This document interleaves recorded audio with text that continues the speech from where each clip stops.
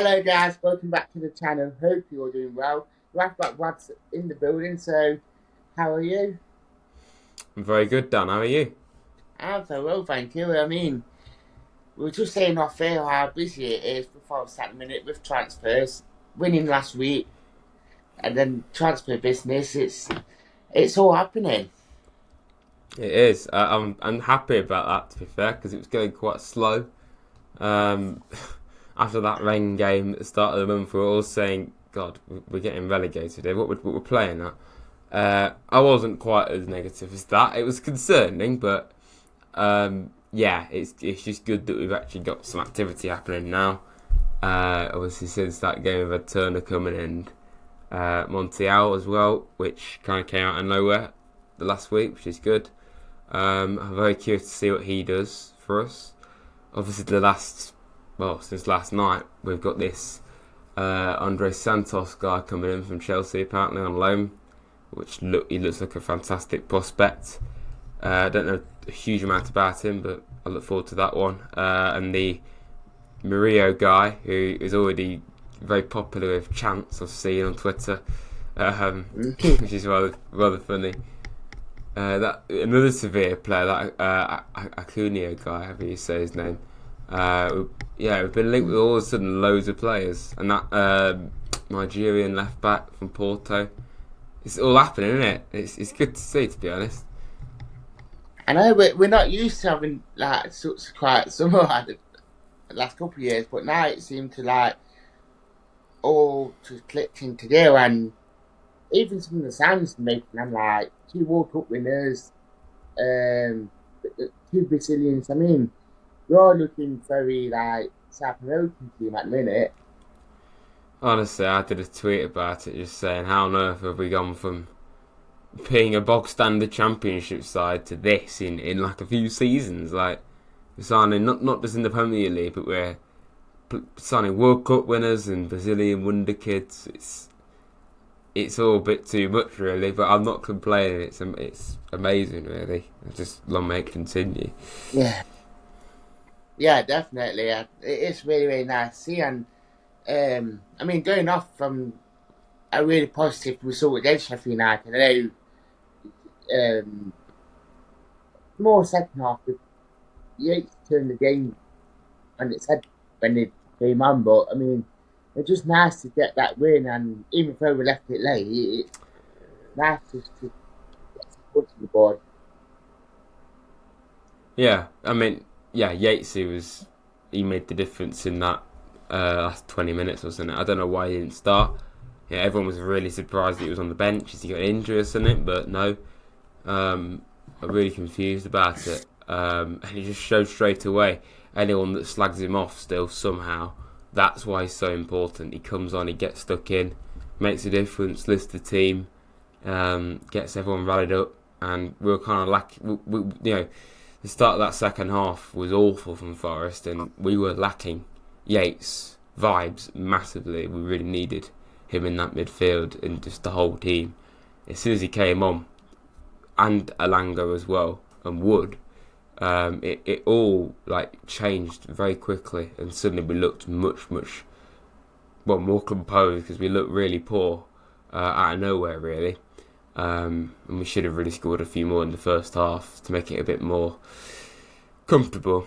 But yeah, Yates obviously made the big difference. That clip of him keeping the ball in the corner against two Sheffield United players is, well, I mean, that's very tough to do. So the fact that he did that, yeah, he needs to be starting all the time for me.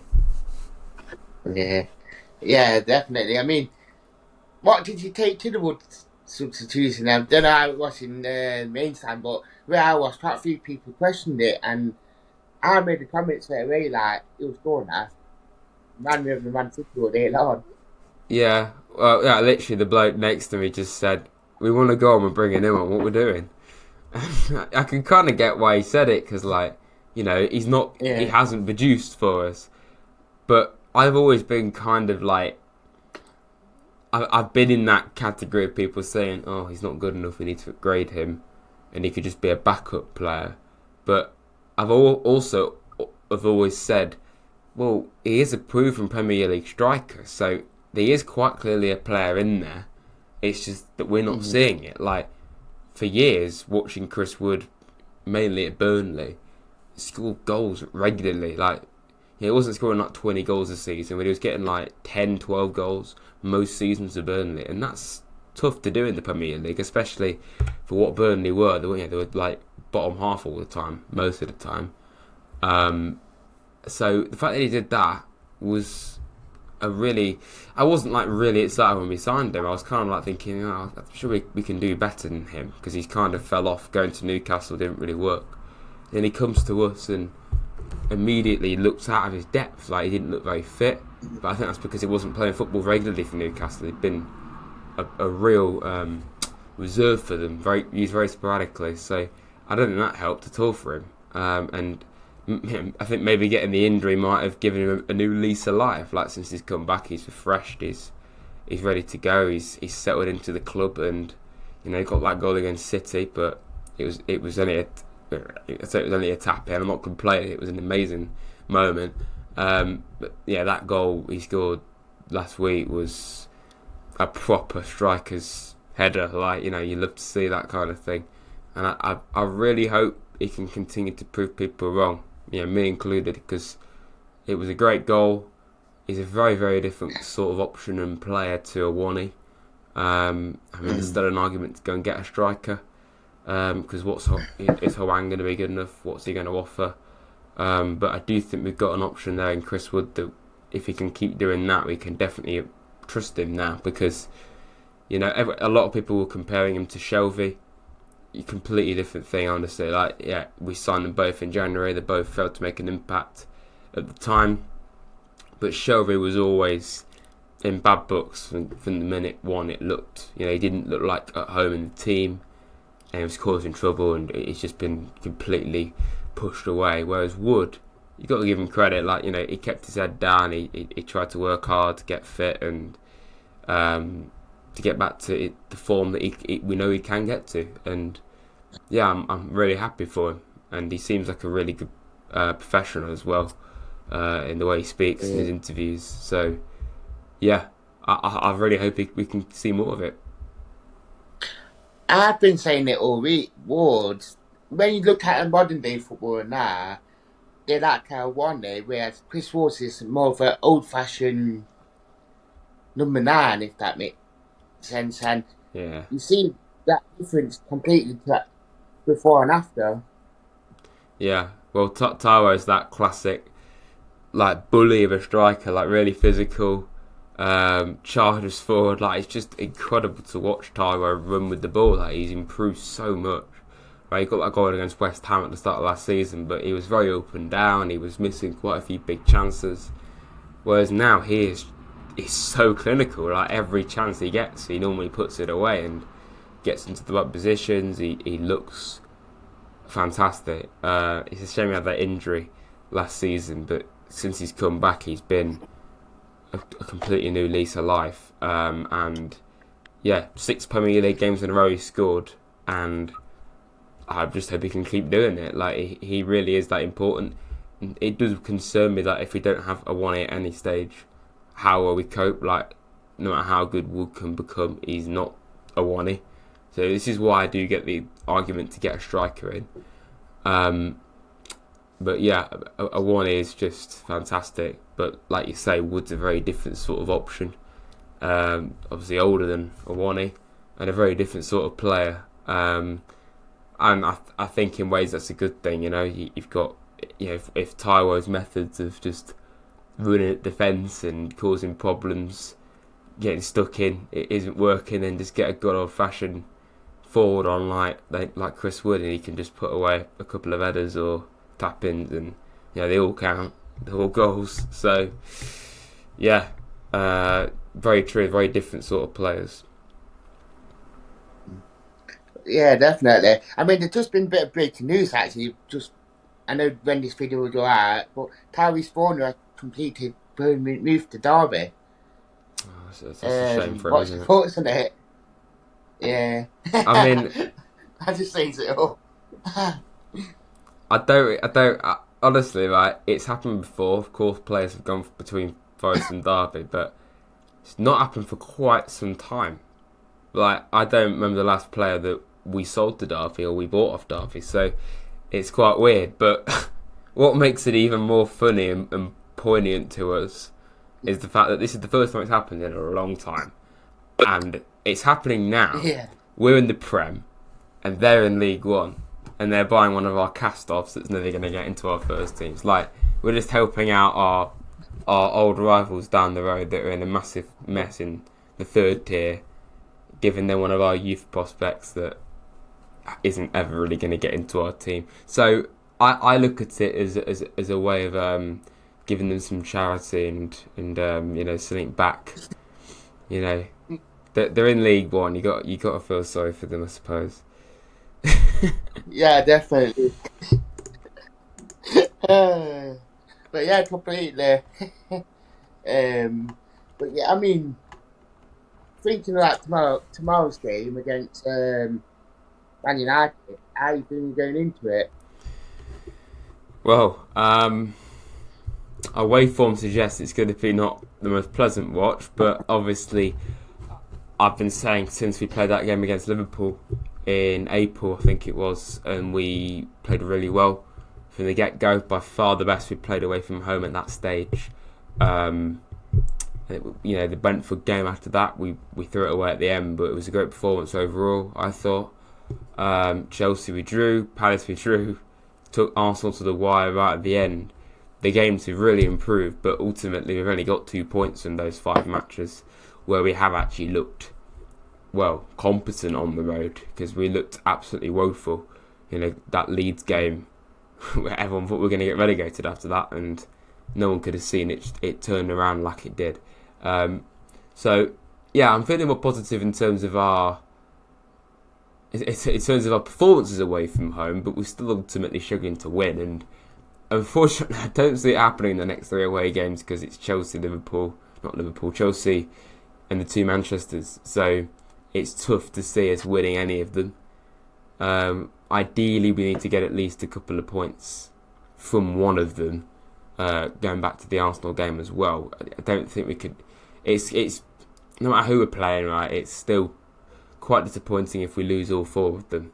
Even if we give them a good go in all 4 games, just lose narrowly. We do need to try and get some points, and Arsenal are amazing. City just win the treble. Don't see us winning there, but United and Chelsea are in a bit of a tough situation. Like, United are kind of, I don't really know where they are at the moment. They're kind of struggling with their transfers and not at the best start. And Chelsea, well, who the hell knows what's happening with them? So, I do think that of all the games in these opening 3 away games, those 2 are the ones we can try and win. I'll just get something for it. I think win is a bit unrealistic. Like, it'd be unbelievable, but to get, we drew Chelsea last year, and so far this year they've not even won a game yet, have they? They've drawn and lost to West Ham, weren't very good there. Drew Liverpool, they looked all right in that game, from what I remember. So yeah, we don't really know what Chelsea's going to look like this year, what United are going to look like. So it's kind of tough to see. Like, you'd probably have to say they're the best chances of getting something. These next 2 away games of these 4 very tough away games. But yeah, so long as we can continue to see an improvement in these away performances, and I think everyone's been saying if we can just play like we did towards the end of that Arsenal game, like for most of this United game, there's no reason at all why we can't get a point, or at a minimum, give United a good go, and not just turn up and lose 3-0, just give them a test. And that's all we want to see, really, is just give these top sides a real scare, really, and that's what we want to see. So even though I obviously want us to win these games, if we can just see some improvements each and every time on the road, building up to that next away win, then I suppose that's a good thing. We'll take it. Yeah, definitely. I mean, it'd be a very, very good test, and I think if I was continue that sort of form like they have been, I think it'd be great. To be fair, I mean, they in for taking if we can put in a performance. I mean, would you go with the team midfield or would you go with the 3-4-3 and actually really go for it? I'd stick with the three at the back that we played against Arsenal, to be honest. I would have to bring in Nick Arte because he played towards the end of that Sheffield United game. I'll have to bring him in for McKenna. I think I thought he was really good against Sheffield. Obviously, he went off because he was on a booking. Wall has his doubters, of course, but I think he's got to stay in right now. It's a shame we don't have Felipe. We could really do with him for these games. So I look forward to when he comes back. But yeah, I'd go probably with the same team that played Arsenal, but switch. I'd probably switch Niakate in for McKenna. And I could see some arguments for playing Alanga instead of Johnson, maybe. Yeah. I could see that. But yeah, that's probably what I'll go with. I think three at the back, it's not what we want to see all the time, but it's something that we can definitely try and do against these big sides away from home, especially. I think it makes sense. Yeah, definitely. I probably agree with you. Like, I was just saying on the Man United channel not long ago, like, I can't see us being too expansive with two wingers. So I can see us playing one, then if we're going for it, we'd play both Brennan and Ilanga. Yeah, But I wouldn't. I'm not saying that I don't want to be too negative, but I think when you're playing away from home, we just got to be that bit more. yeah. Yeah, go for it without being too much exposed. He's got to try and get them on the counter attack like we did against Arsenal, really, because we played that really was an excellent goal. And the way I'm saying we set up, just bringing Nick Arte and take Johnson out, it would have to be for a warning based off how that game went. Like Taro would have started normally in that match, but that means you've got Brennan and Alanga both on the bench, and like that's one hell of a set of firepower to bring off the bench. And maybe you could put one of them in, but who do you take out? Like, do you drop a centre back or do you play two in midfield? Like, I think Mangala, Yates, and Danilo are crucial, all of them. And yeah, like, who's more important to the team, Bolly and Wall, or like Alanga and Johnson? Well, it's probably Alanga and Johnson, but looking at the opposition, I do think you've got to look at it as like, well, you need to have three at the back, really. I mean, the only way we could get around not like kind of having another attacker is like we played Danilo in that like attacking midfield role that he did end of last season. He kind of played a bit further forward, so we could do that, and then allow Danilo to break a lot more with Morgan, and then you've got a 1 year ahead of him potentially. But yeah, we'll see what Cooper goes with, but I think it was something like that, really. Yeah, definitely. Have you got any score predictions for the tomorrow? Well, as I've been hinting, I do feel we can get something from it. I think a draw is very possible. The way United have been playing so far and the way we've been improving on the road, if we can take Arsenal to the wire like we did at the end, then we can definitely take a Man United side in a bit of disarray. Not disarray, but they've had a tough start. And they've got Arsenal next, Man United as well, so the pressure's on them to win this one. But realistically, they should really be winning, so I'll go for a dignified 2-0 loss. But I really think a point isn't off the cards. I think we can definitely do that. I think it would be a really big point as well if we can get that, a big confidence booster. Realistically, we're not going to beat Man City, but if we can get a point at United, then that would give us confidence to go and get something at Chelsea. I think, I don't think there's any reason why we can't. We've got to be able to, the more we stay in the Premier League, we want to be able to raise our game more and be able to go ahead and play these big six sides and actually give them a go instead of just getting rolled over. There was only really that City game last year and the United game where a big six side beat us. Like Spurs beat us 3-1 as well. I'm lying here. Arsenal beat us as well quite heavily, but at home we did well against the big six. And like I say, we took Liverpool to the wire. and we drew at Chelsea. We've given Arsenal a go, so hopefully that's a step in the right direction for us. Yeah, definitely.